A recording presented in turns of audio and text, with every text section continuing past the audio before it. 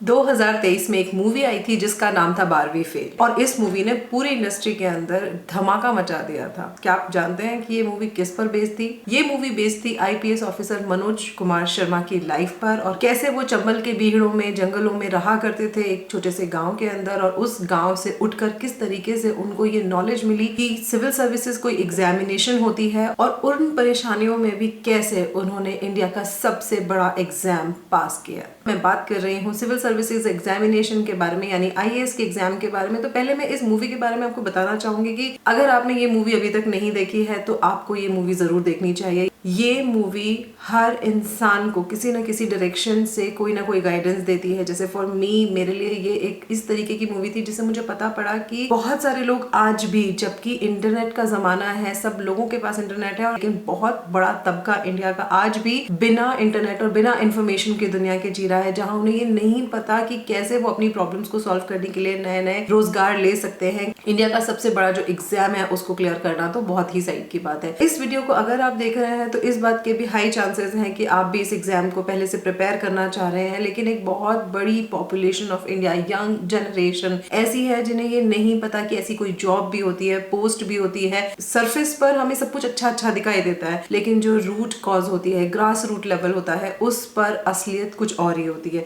तो आज हम बात करने जा रहे हैं इंडिया के सबसे बड़े एग्जाम आईएएस के बारे में। IAS, UPSC, civil service examination, collector, SDM, ये बहुत सारे टर्म्स हैं जो कि एक साथ यूज किए जाते हैं। हालांकि जब भी इन टर्म्स को कोई यूज करता है तो जनरली सभी लोग इस बात को समझ जाते हैं कि आप आईएएस ऑफिसर्स के बारे में बात कर रहे हैं, लेकिन ये टर्म सिर्फ आईएएस ऑफिसर्स के लिए नहीं होती है। ये बहुत सारी टर्म्स हैं, ये आपस में इंटर रिलेटेड है, लेकिन इनका सबका मीनिंग अलग अलग होता है। फर्स्ट, जैसे कि यूपीएससी एक कंडक्टिंग बॉडी है। ये कोई खुद एग्जाम नहीं है, एक बॉडी है जो कि बहुत सारे एग्जाम्स कंडक्ट कराती है, जैसे कि आईएएस, आईएफएस, एनडीए देख लीजिए, या और भी बहुत सारे एग्जाम्स। तो ये यूपीएससी एक कंडक्टिंग बॉडी है। इसके बाद आता है सीएसई यानी कि सिविल सर्विस एग्जामिनेशन। जिस एग्जाम को आप देने जा रहे हैं इसका खुद का नाम है सिविल सर्विस एग्जामिनेशन।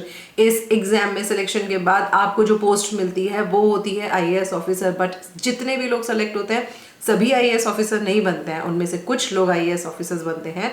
बाकी आईपीएस ऑफिसर, आईएफएस ऑफिसर्स या फिर अदर रेवेन्यू सर्विसेज में, डिफेंस सर्विसेज में जाते हैं।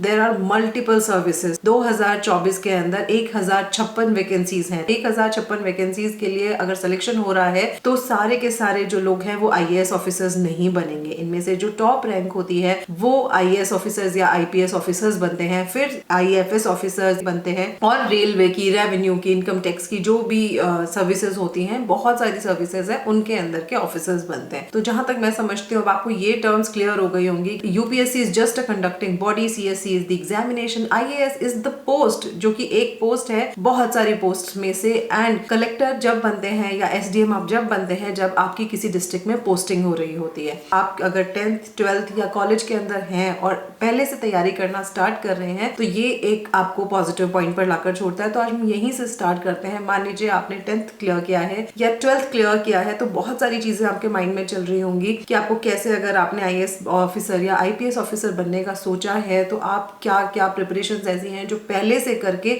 अपने आप को रेडी कर सकते हैं इस एग्जाम के लिए। अगर आप एग्जाम की तैयारी पहले से कर रहे हैं तो आप अपने आप को ये मानिए कि पहले से बहुत सारे बच्चों से आगे खड़ा कर रहे हैं इस एग्जाम के लिए, because this exam is not just the preparation of studies only. ये बहुत सारा मेंटल ग्रोथ की भी डिमांड करता है, क्योंकि आप समझ लिए कि किसी भी डिस्ट्रिक्ट को या किसी भी जगह को आपके लिए संभालना, उसके अंदर बहुत सारी मैच्योरिटी की जरूरत होती है। आपको पर डे के बेसिस पे बहुत सारे स्ट्रॉन्ग डिसीजंस लेने होते हैं। मान लीजिए कहीं पे कोई लड़ाई झगड़ा हो रहा है, मर्डर हुआ है, और उस टेंस सिचुएशन को संभालने के लिए आपको खुद को मेंटली स्ट्रॉन्ग होना जरूरी है। ये जो एग्जाम है, बेसिकली ये एग्जाम आपकी दो ही चीजों की परीक्षा ले रहा है। एक, how mentally strong you are and how knowledgeable you are. इस एग्जाम की नॉलेज आपकी जो अवेयरनेस ऑफ सराउंडिंग्स है, awareness of the world, awareness of India को दर्शाती है। एंड हार्श कंडीशंस में, नेगेटिव कंडीशंस सिचुएशंस में आप मेंटली कितना स्टेबल रहकर कोई भी डिसीजन ले पाते हैं, यही इस एग्जाम का सिलेक्शन का क्राइटेरिया होता है। तो पहले मैं आपको बहुत बेसिक इन्फॉर्मेशन देती हूँ कि ये जो एग्जाम है इसकी एलिजिबिलिटी, अगर हम एजुकेशन एलिजिबिलिटी की बात करें तो कॉलेज की कोई भी डिग्री हो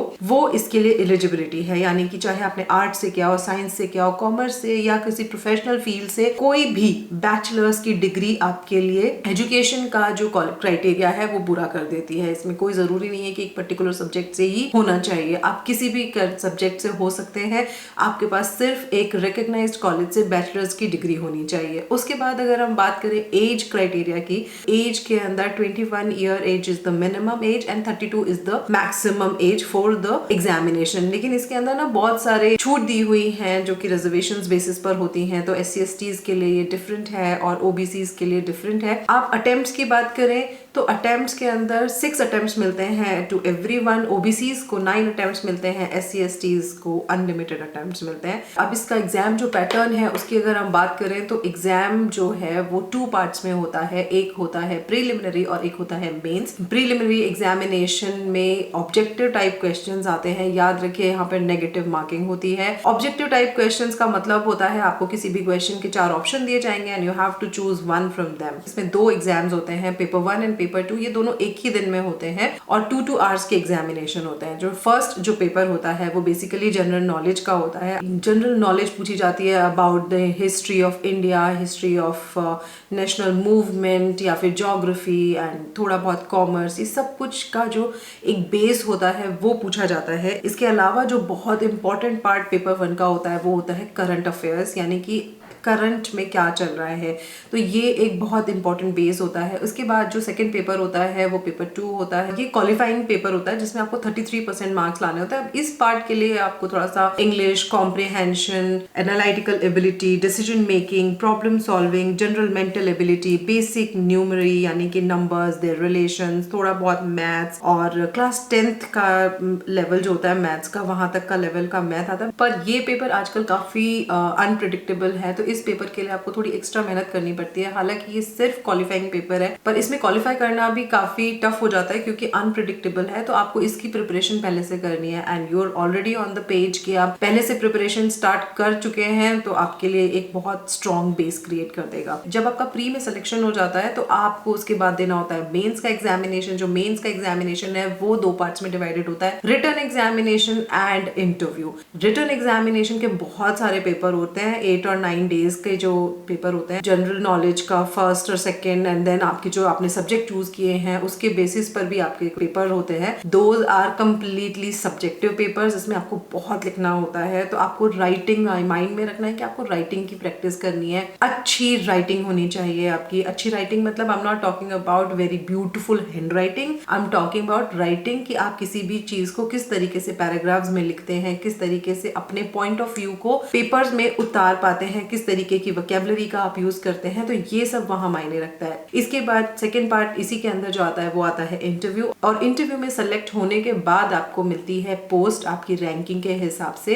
इसके बाद आपको ट्रेनिंग पर भेजा जाता है और उसके बाद आपको जॉब पर भेज दिया जाता है। तो ये एक प्रोसीजर है, बट ये प्रोसीजर के अंदर अगर आपने प्री क्लियर कर लिया पर मेंस नहीं हुआ या मेंस क्लियर कर लिया लेकिन इंटरव्यू क्लियर नहीं हुआ, तो ये आपको जो पूरा प्रोसीजर है ये दोबारा से स्टार्ट करना होता है। मान लीजिए आपने इंटरव्यू दिया और इंटरव्यू में सेलेक्ट नहीं हुए तो you have to give pre again, और फिर वापस से प्री दिया, फिर मेंस दिया एंड इंटरव्यू। तो it's a very long period of examination. इस एग्जामिनेशन में आपकी मेंटल कैपेसिटी, आपकी मेंटल स्ट्रेंथ की बहुत परीक्षा होती है, तो आपको इस बात के लिए बहुत तैयार रहना है। तो ये पूरा एक प्रोसेस था कि पेपर कैसा होता है, लेकिन आपको क्या करना है। आप अभी 10th में या 12th में हैं, तो आपको क्या चीजें हैं जो करनी है, क्या चीजें जो नहीं करनी है, ये बहुत इंपॉर्टेंट है।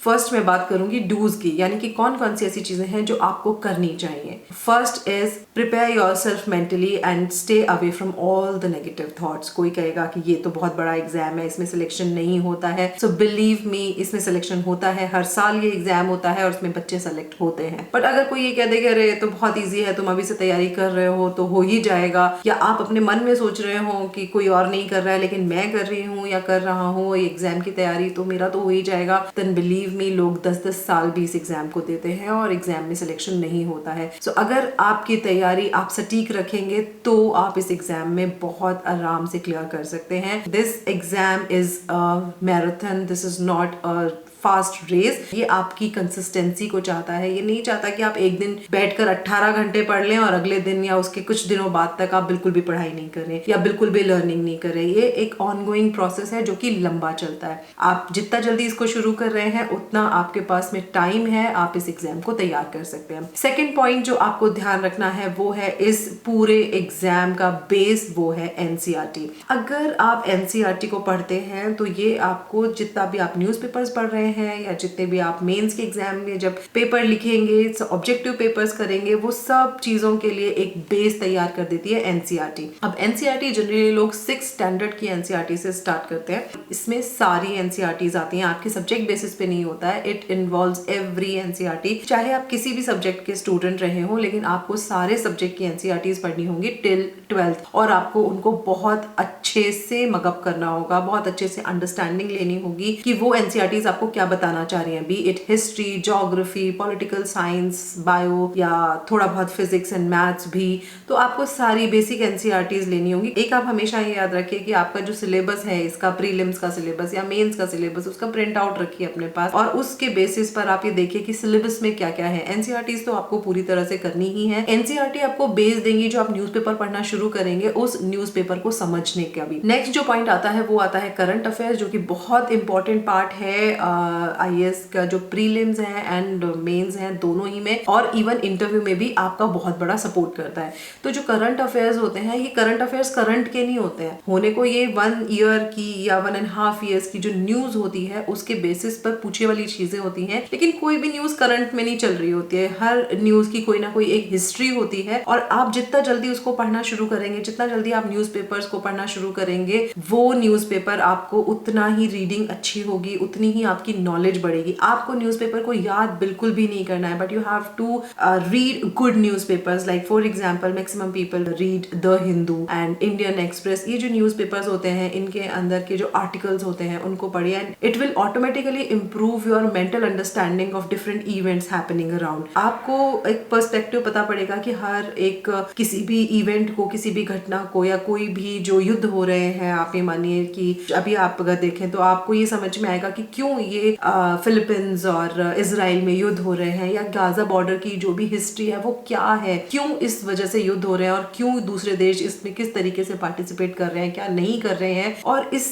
तरीके से जब आप सारा पढ़ेंगे तो जब आप मेंस में आंसर देंगे, जहां की आपका पॉइंट ऑफ व्यू बहुत मैटर करता है, वहां आप इस बात को बहुत अच्छे से एक्सप्लेन कर पाएंगे कि what should be done and what should not be done according to you, what is right, what is wrong, which is the decision making power of you eventually help you in becoming an IAS officer. इसके बाद जो third important point है करने के अंदर, वो ये है कि अपना बैकअप प्लान हमेशा साथ रखिए। ऐसा मत सोचिएगा कि यूपीएससी का एग्जाम देने जा रहे हैं, अब आप तो आईएएस ऑफिसर बन के ही निकलेंगे और आपको कोई और तैयारी करने की जरूरत नहीं है। 12th में अच्छे नंबर नहीं आए चलेगा, कॉलेज में अच्छे नंबर नहीं आए चलेगा। No, not at all. First thing, आपके जो 12th के मार्क्स हैं और कॉलेज के जो मार्क्स हैं वो सब आपके इंटरव्यूअर के सामने होंगे, और वो पूछेंगे कि क्यों ऐसा हुआ कि आपके 12th में मार्क्स अच्छे नहीं आए, या ग्रेजुएशन आपने जब करी तो क्यों ग्रेजुएशन पर ध्यान नहीं दिया आपने।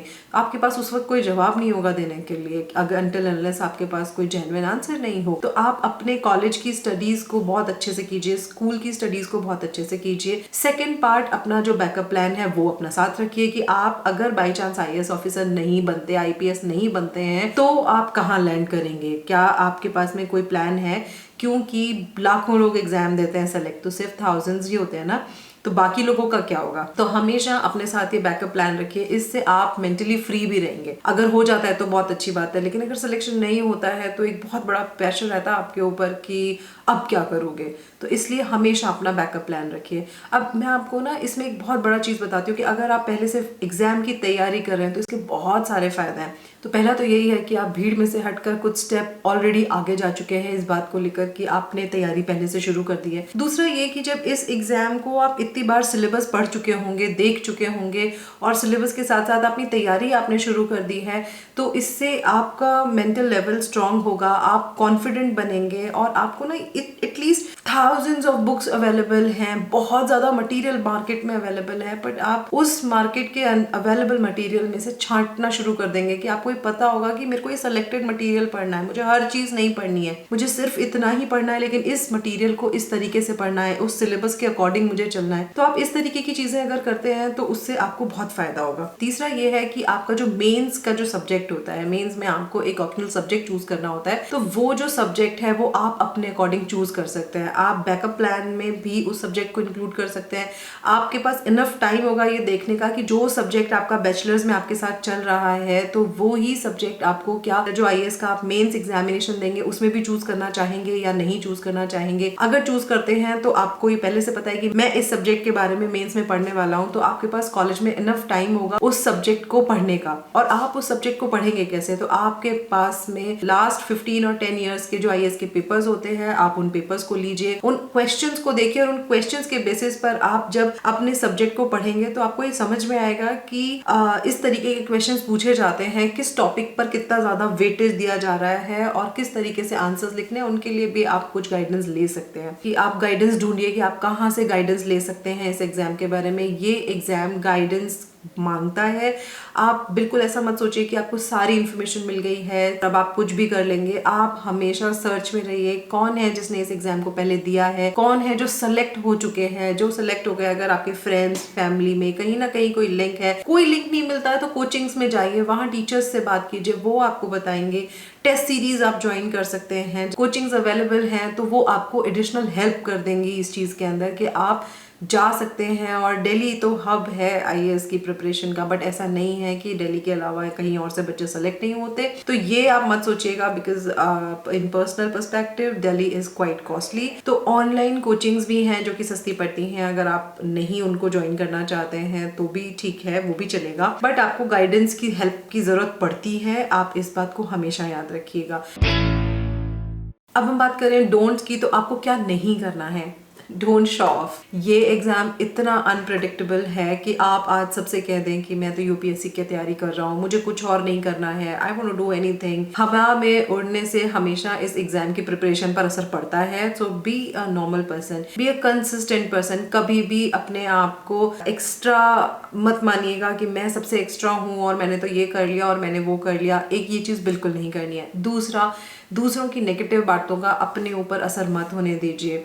कभी भी किसी ने अगर कहा कि सिलेक्शन नहीं होगा तो आपको इस चीज का जवाब बोलकर नहीं देना है, आपको सिलेक्शन के साथ देना है। तो आप इस बात पर शांत रहिए और अपनी जो पढ़ाई है, अपनी जो तैयारी है उसको शांति से चालू रखिए, और उसको जिस दिन सिलेक्शन होगा उनको अपने आप आंसर मिल जाएगा कि आपका सिलेक्शन हुआ या नहीं हुआ। तो 10th और 12th या फिर कॉलेज में किसी भी ईयर के अंदर हो आप, अब बस आपको अपनी तैयारी को टुकड़ों में बांटना है। कुछ इंपॉर्टेंट पॉइंट्स मैं आपको इस एग्जाम पेपर में बताती हूँ कि जब आप स्टार्टिंग में न्यूज़पेपर पढ़ना शुरू करते हैं ना, तो न्यूज़पेपर की ढंग से reading takes around 1.5 to 2 hours a day, यानी एक दिन में ही। लेकिन जैसे जैसे आप इस न्यूज़पेपर को पढ़ते जाएंगे, करंट अफेयर्स आपके बहुत अच्छे होते जाएंगे और आपकी एनसीईआरटी बहुत स्ट्रांग होती जाएगी, वैसे वैसे ये टाइम रिड्यूस होता जाता है और आपको बाकी चीजें करने के लिए टाइम मिलता है। तो अगर आप जल्दी इस एग्जाम की तैयारी करना शुरू कर रहे हैं तो आपको वो हैबिट पहले ही पड़ जाएगी कि आपको न्यूज़पेपर कैसे पढ़ना है, कैसे उनके आर्टिकल्स को लिखना है। आप उन आर्टिकल्स को नोट्स भी बना सकते हैं जिससे आपकी राइटिंग प्रैक्टिस हो। आर्टिकल को पढ़िए और फिर नोट बनाइए। तो इस तरीके से आपकी जो हैबिट है वो बहुत जल्दी हो जाएगी और आपको जो लंबा टाइम लगता था न्यूज़पेपर पढ़ने में, उसके बजाय जब आप एग्जाम के पास होंगे तो वो टाइम आपका सेव होगा to learn many more things. तो यहाँ पर आपको न्यूज़पेपर्स और एनसीईआरटीज को जो पहले से पढ़ेंगे तो आपको वो चीज बहुत हेल्पफुल रहेगी। हमेशा नोट्स बनाने की याद रखिए, क्योंकि बहुत सारी बुक्स लेंदी होती हैं, बट अपना एक नोटबुक बनाइए और उसके अंदर आप अपने नोट्स बनाएंगे तो आपको कहीं भी आप जा रहे हो, कैसे भी आप कर रहे हो, किसी दिन मान लीजिए कहीं आप बाहर जा रहे हैं but you can't give so much time to the books and reading, but वो एक पतली नोटबुक आपके साथ है तो आप रिवाइज कर लीजिए कहीं भी बैठ के। It will eventually help you immensely. इस टॉपिक के बारे में पर्सनली मैं ज्यादा इसलिए भी जानती हूँ शायद क्योंकि मैंने इस एग्जाम को एक बार दिया है और मैंने तैयारी की थी इस एग्जाम की। ऑल्दो 1.5 मंथ की प्रिपरेशन के अंदर इसमें सिलेक्शन तो नहीं हो सकता था, लेकिन मुझे बहुत सारी नॉलेज इस एग्जाम के बारे में मिली and I personally believe on this point very strongly that every child from India should give this examination और at least study these all things, क्योंकि ये आपको बहुत ही अवेयर इंसान बनाते हैं to live in a country जहां पर आपको अपनी रिस्पॉन्सिबिलिटीज एंड राइट्स दोनों के ही बारे में बहुत सारी नॉलेज मिलती है। एक इसके अंदर इंपॉर्टेंट नोट मैं आपको ये जोड़ना चाहती हूँ कि ये जो एग्जाम है ये आपकी पर्सनल ग्रोथ और स्किल्स की नॉलेज बहुत टेस्ट करता है। तो अगर आप किसी भी तरीके की स्किल में इन्वॉल्व होना चाहते हैं तो आप वो होइए, आपके पास टाइम है इस चीज को करने का, या आप एनजीओज में जा सकते हैं, आप कोई अपनी सर्विसेज दे सकते हैं, आप बच्चों को पढ़ा सकते हैं, आप स्कूल ज्वाइन कर सकते हैं। तो ये जो प्रैक्टिकल एक्सपीरियंसेस ऑफ लाइफ होते हैं ये इस एग्जाम के अंदर स्पेशली इंटरव्यू में और जब आप मेंस लिख रहे होते हैं तो वहां पर अपना जो आप अपना पॉइंट ऑफ व्यू दे रहे होते हैं उस टाइम पे बहुत हेल्पफुल होता है। तो अगर आप इस तरीके से कोई लर्निंग कर सकते हैं, किसी तरीके से सोसाइटी में हेल्प कर सकते हैं, ये डेफिनेटली आपको एक अलग पर्सपेक्टिव भी देता है और इंटरव्यूअर के सामने आपको एक बेटर रिप्रेजेंटेटिव भी बनाता है that you were really into